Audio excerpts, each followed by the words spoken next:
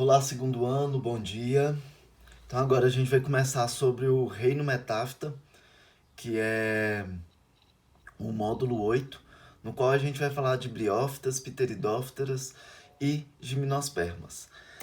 Na aula passada a gente comentou sobre o para começar desse conteúdo, desse módulo, no qual essa figurinha ela retratava, né? E se não houvesse plantas no nosso planeta, como seria?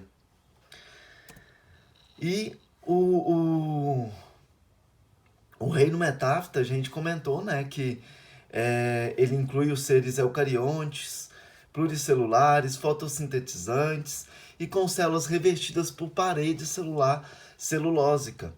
E estima-se que exista cerca de 300 mil espécies de plantas em todo o mundo. E essas espécies de plantas terrestres que podem ser agrupadas em 4 divisões, em angiospermas, briófitas, pteridófitas e gimnospermas, no qual a gente consegue analisar aqui por esse gráfico que as angiospermas elas possuem uma maior quantidade de espécies, né? No qual 11% se divide entre briófitas, pteridófitas e gimnospermas, né? Aqui é uma proporção dos grandes grupos de vegetais que existe na Terra. Então, pessoal, agora a gente fala um pouquinho sobre o ciclo de vida dessas plantas e para a gente iniciar, a gente volta um pouquinho lá atrás, porque no Para Começar, na semana passada que eu iniciei com vocês, ele comenta que as plantas, elas antes era só de meio aquático. E com o passar do tempo, elas foram para o meio terrestre, no qual exigiu uma série de adaptações para que essas plantas elas pudessem aproveitar a maior incidência de luz e o maior teor de gás carbônico em comparação com a vida na água quando elas viviam na água. E para viabilizar a sobrevivência no ambiente terrestre, fez-se necessário enfrentar alguns desafios. Por exemplo, evitar a desidratação e realizar a reprodução sexuada, já que os gametas de algas ancestrais eles precisavam de quê? De estar no meio líquido, né? Para se encontrar e haver a fecundação. Agora, a desidratação ela pode ser resolvida com a presença de algumas substâncias que elas impermeabilizam a superfície dos vegetais. Veremos nesse módulo de tecidos vegetais que existem 2 substâncias responsáveis por evitar a perda de água nas plantas. Uma é a cutícula e a outra é a suberina. Ambas dessas classes, elas são das classes dos lipídios e sendo substâncias hidrofóbicas, né? Então, já a reprodução sexuada de seres fixos é um problema um pouco mais complexo, né? Porque, especialmente para esses organismos terrestres. Em módulos anteriores, pessoal, a gente viu que os quinidários e os fungos, eles podem se produzir através de alternâncias de gerações sexuada e assexuada. Esse processo é conhecido como metagênese, né? Já foi comentado isso e eu só estou tentando relembrar aqui para vocês. E esse processo eles também ocorrem no reino vegetal. E a sua compreensão é essencial para que a evolução das plantas seja estudada. Então, o ciclo da vida de um organismo ele pode ser representado por um círculo imaginário, que ele exiba todas as etapas reprodutivas dos seres sexuados, ou seja, desde a fusão dos gametas, originando um zigoto, até a formação de outro indivíduo. Aí, nessa figura que eu coloquei aí, é uma figura que mais ou menos explica esse ciclo, mas que ela não é tão aprofundada, no qual a gente vai ver mais para frente. Então, nos animais, a formação de gametas ocorre em grande maioria por meiose, porém, os seres clorofilados, né, a meiose ela pode ocorrer em diferentes momentos, resultando entre 3 tipos de ciclos reprodutivos, os quais veremos adiante. Então, um dos tipos reprodutivos que a gente tem aí nos seres clorofilados são o tipo diploide e o tipo haploide. Os termos diploide e haploide, eles se referem ao número de cópias de cromossomos. Lembre-se de que cromossomos carregam as informações genéticas de cada indivíduo. Então, diploide significa que há 2 conjuntos de cromossomos e, em geral, ele é abreviado como 2Ns. Então, quando a gente fala em diploide, a gente tem que lembrar que ele é abreviado em 2Ns, já que N indica o número de cromossomos com as informações genéticas típicas das espécies. Então, por exemplo, os seres humanos, eles são 2Ns, contêm 46 cromossomos, pois recebem 23 cromossomos de cada um de seus pais. Né? Já o haploide, ele significa que há somente um cromossomo de cada tipo, sendo abreviado como N. Aqui ao lado a gente tem uma figura, só colocar um. Aqui ao lado a gente tem uma figura, e essa figura ela mostra exemplos de formas de diploide. Então aqui a gente tem 2 pares de cromossomos. Na verdade, a gente tem 6 pares de cromossomos, simbolizando o ciclo diploide, né? O cromossomo para cada tipo. Então aqui a gente tem 2, que ele é denominado por 2Ns, 2 rosinhas, 2 azuis, 2Ns e 2 amarelos, 2Ns. Já o haploide, o termo haploide, a gente só consegue ver um cromossomo, certo? Então, esse cromossomo, ele é um cromossomo de cada tipo, no qual ele é um haploide, cada um deles. E, abreviado, a gente vai nomear ele como N. Então, primeiro ciclo haploide. Os primeiros seres que ocupavam os oceanos, eles eram provavelmente geneticamente simples, ou seja, eles possuíam apenas um cromossomo de cada tipo e eles eram denominados como haploides.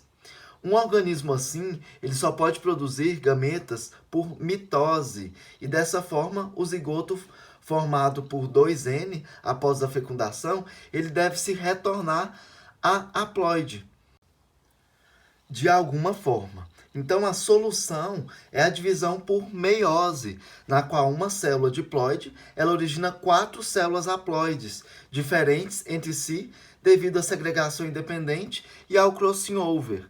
Esse crossing over é o processo onde ocorre a troca do material genético entre um cromossomo homólogo. Então, além da segregação independente, também ocorre o crossing over, que ocorre nesse tipo de divisão. E muitos seres como as algas do gênero Holothryx, eles passam a maior parte de sua vida na fase haploide. E a meiose, ela ocorre apenas após a formação do zigoto, né? Sendo este a única célula diploide. Então, aí a gente tem uma figura no qual existe uma meiose zigótica, onde vai ocorrer após a formação do zigoto, que é uma única célula diploide. Então, deixa eu só colocar aqui o infravermelho. Então, a gente tem um gameta, 2 gametas, né, no qual eles são haploides, que eles vão se unir fecundando, gerando um zigoto diploide, no qual ele vai fazer a meiose, e essa meiose, após ela fazer a meiose, ela vai conseguir ter a formação de 4 zigotos idênticos haploides, certo? Então aqui a gente tem a representação de como é a fecundação dessa dessa alga. Então, como que é o ciclo dela, né? E a mesma coisa a gente vê aí na imagem B. Aí a gente tem vários gametócitos, aqui, ó, dentro de uma bainha.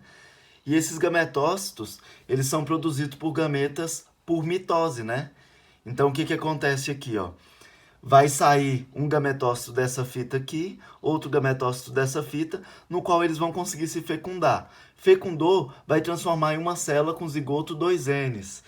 Essa célula ela vai se multiplicar, se dividir em 4 células idênticas e que vão ser haploides. Então, a gente vai ter 4 células haploides, ou seja, N, né? Produção de novas células N por meiose. E ela vai se multiplicar até voltar aqui e formar de novo novos indivíduos. Então, esse aqui é um outro exemplo. Eu acho que é um exemplo desse exemplo, né? No qual a gente consegue ver aqui uma representação dessa alga aqui, de como é feito esse ciclo dessa alga. Já no ciclo diploide, os indivíduos em sua fase adulta, eles são diploide e eles produzem gametas por meiose. Os gametas, eles representam as únicas células haploides encontradas nesses organismos e esse é o ciclo encontrado em quase todos os animais, incluindo os seres humanos e também algumas algas. E nesse ciclo, a meiose ela é chamada de gamética, ok? Então aí a gente consegue ver meiose gamética, no qual ocorre para formar gametas, que são as únicas células haploides, né? Então aqui a gente já tem duas células que são haploides, que vão formar, vai acontecer a fecundação nesse gameta haploide, nesses dois gametas haploide, no qual vai ocorrer a fecundação e vai transformar em uma célula com zigoto 2Ns. E ela vai passar a vida toda dela tendo essa célula 2Ns. Né? Então aqui a gente tem um gametófito adulto, né? Com 2Ns, ou seja, ela é diploide. E a partir disso, a gente tem uma outra célula que é gameta haploide, né? Que ela possui o gameta haploide, produzido por meiose também. Então, vai ocorrer a fecundação desses dois gametas, um haploide e um diploide, no qual vai transformar em uma célula com zigoto 2Ns, e a partir disso, ela vai continuar sendo 2N para o resto da vida dela. O ciclo haplodiploide, ele é um ciclo que ocorre em algumas algas e em todas as plantas terrestres. Nele, há uma alternância de geração sexuada e assexuada, que a gente chama de metagênese, né? Na qual existe uma fase produtora de gametas por mitose. Mitose que a gente fala que é gametófito, que é um N, e outra produtora de esporos por meiose, que é o esporófito, que é o 2N. E a meiose, nesse ciclo de haplodiploide, ela é chamada de espórica. Então, meiose espórica. Ela ocorre para a formação de esporos N. Então, nesse ciclo, o que a gente vai ter? A gente vai ter uma planta que ela vai ter quanto a fase sexuada, quanto a fase assexuada, né? Sexuada, lembrando que é quando a gente tem células 2Ns. E assexuada é quando a gente tem células que só tem um N, ok? Então, o que a gente vai ver aqui, ó? A gente vai analisar que em determinada época do ano a gente vai ter dois indivíduos, no qual esses dois indivíduos eles vão soltar células N, haploides, e a partir disso, esses gametas eles vão se fecundar, no qual vai formar um zigoto 2N até uma parte da vida dele. E depois, o que ele vai fazer? Ele vai produzir células N e vai soltar esses esporos, né? Então, ele vai soltar esses gametócitos e fechar o ciclo até o resto da vida dele. Então, o que vai acontecer aqui? Ó? A gente tem dois indivíduos. Esses dois indivíduos, eles vão ser haploides, né, nessa fase da vida, e eles vão soltar gametas, né? Então, um soltou gameta, outro soltou outros gametas, e eles vão se fecundar, formando uma célula diploide. Então, vai formar um esporófito, 2Ns, e depois esses esporófitos 2Ns, que são células produzidas por esporos Ns, por meiose, eles vão se soltar e vão reproduzir formando uma outra planta. E agora a gente fala do reino metáfita, no qual a gente tem espécies de briófitas. Briófitas do grego, brion, vem de musgo e phyton de planta. E essas plantas, elas são consideradas representantes de grupos mais antigos da face da Terra, existindo há pelo menos 400 milhões de anos. Então, provavelmente elas começaram a ocupar a Terra em ambientes encharcados, pois assim como seus ancestrais aquáticos, ainda não possuíam um revestimento eficaz contra a perda de água em seus gametócitos, né? Em seus gametas. Então, eles precisavam nadar para acontecer a fecundação. Então, são diferentes de algas modernas, né?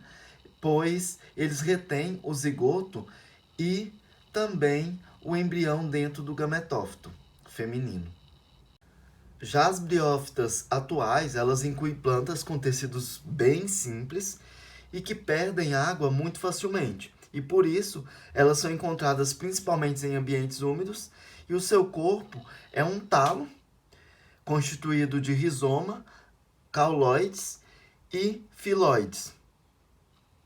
E os rizomas, eles são responsáveis pela absorção de água e nutrientes do solo, mas como não possuem vasos condutores, como o xilema e o floema, que são estruturas que a gente vai estudar mais para frente,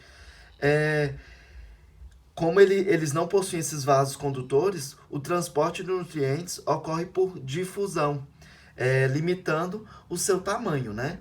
O fato das briófitas não atingirem mais de 20 ou 30 centímetros de comprimento está diretamente relacionado ao fato desses seres deles serem avasculares, pois o transporte de nutrientes ele é feito de forma lenta, por difusão de célula a célula, mas principalmente sua reprodução que as torna dependente de presença de água no seu meio. Então, se não tiver água, essa espécie de planta ela não vai existir, porque ela depende, para se reproduzir, de umidade naquele local.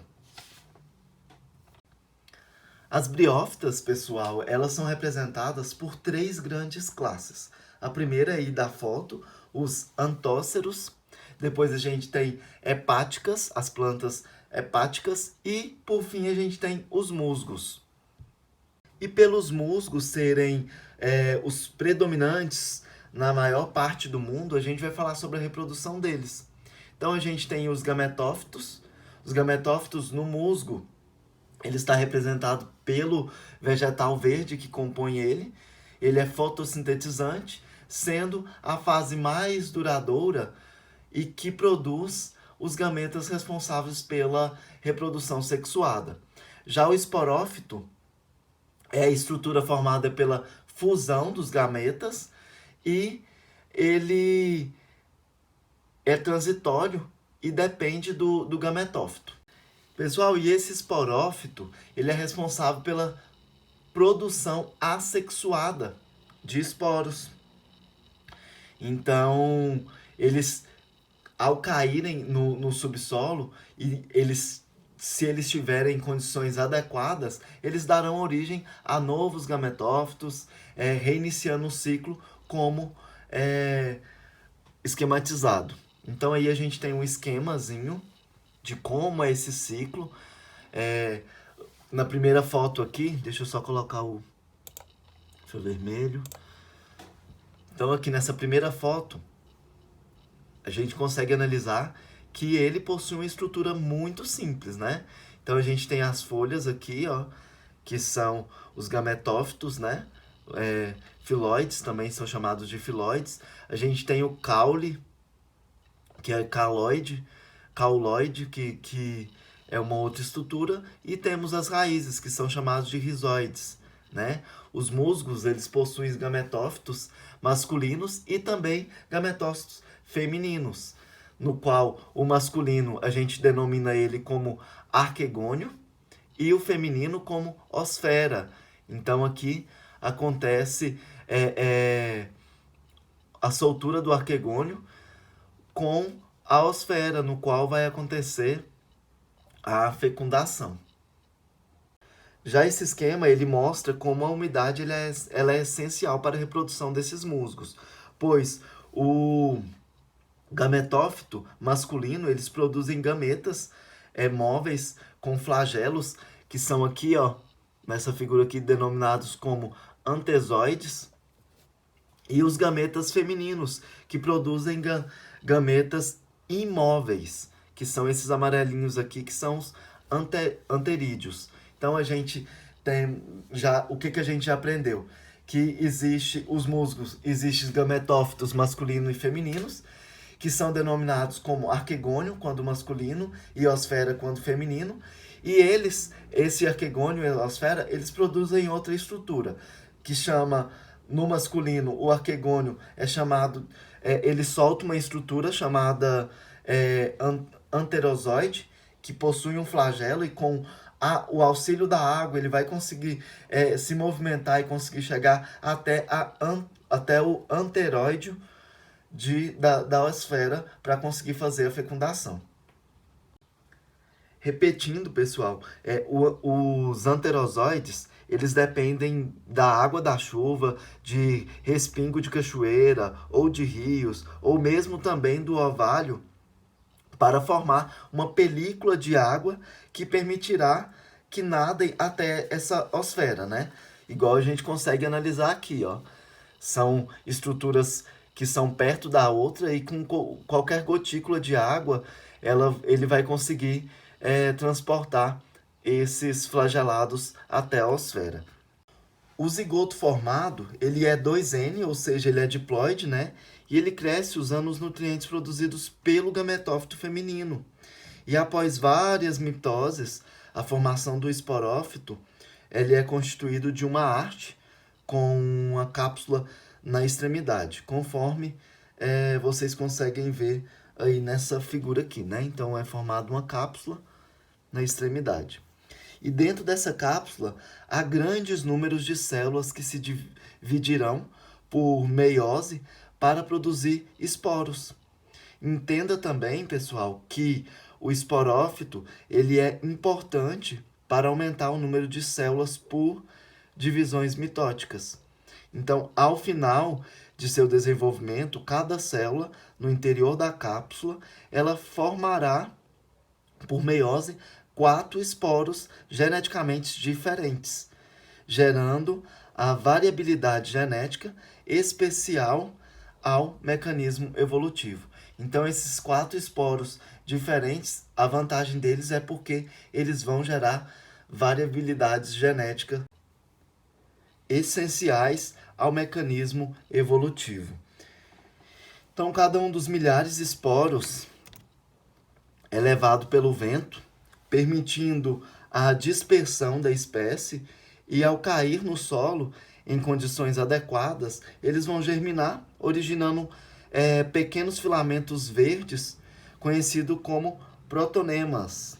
E essa estrutura ela formará gemas que se desenvolverão em novos gametófitos, e por isso é comum que os musgos eles formem verdadeiros tapetes verdes, né? Em vários tipos de ambientes, quanto em muro, quanto em pedra, quanto em calçada. Eles também existe a possibilidade de ocorrer apenas a reprodução assexuada, que é a partir de fragmentos ou de gemas. Então, se você for lá cortar um pedaço de musgo, você vai levar ele para um outro local, ele vai estar fragmentado e ele vai conseguir se propagar, né? Que aí eles vão formar raízes e vão se estabelecer em um novo meio. Então, essas plantas, apesar de pequenas, elas são muito importantes para os ecossistemas que a compõem e elas podem ser encontradas em ambientes diversos, totalmente distintos, desde florestas tropicais até em tundras. E elas constituem microecossistemas que elas ajudam no meio ambiente. Como que elas vão ajudar? Elas retêm a água do local e elas evitam a erosão do solo naquele local. É isso aí, muito obrigado e até mais, até a próxima aula, para a gente dar continuidade nesse conteúdo. Beijo!